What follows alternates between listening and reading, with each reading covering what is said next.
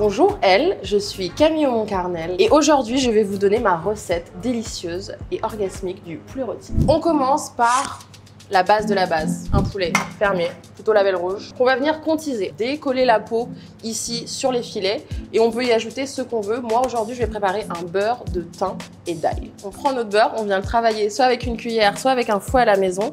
Une fois qu'on a cette consistance là, on le pose, on vient hacher notre thym, hacher notre ail, mélanger le tout et l'assaisonner.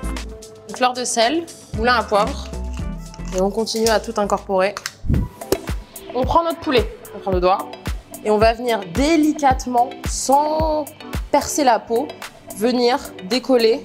On récupère notre préparation, on soulève la peau et on vient introduire un petit peu de beurre. On va venir de façon homogène répartir notre beurre aromatisé sur tous nos filets. Ça va être plutôt pas mal.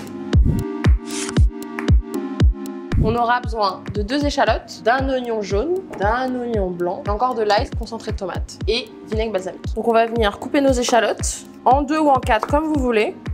Les oignons pareil, vous les coupez chacun en 2, puis encore en 2 et ensuite en 4. Vous coupez directement l'ail en 2 dans ce sens-là. À ça, on rajoute fleur de sel, toujours. Un petit tour de moulin à poivre, 3 cuillères à café de concentré de tomate. Ça va venir rajouter un tout petit peu d'acidité, un goût un peu tomaté, corsé, vinaigre balsamique. On enfourne tout ça 1h30 à 180-200 degrés. L'idée, c'est vraiment toutes les demi-heures d'ouvrir la porte du four et de venir arroser avec une grande cuillère ou une grande louche notre volaille parce qu'il y a tout notre beurre de cuisson qui va fondre. Au bout d'1h30, on arrête le four. On laisse cuire encore pendant une demi-heure et au dernier moment, on rallume le four à 200 voire 210 et on fait recroustiller tout ça.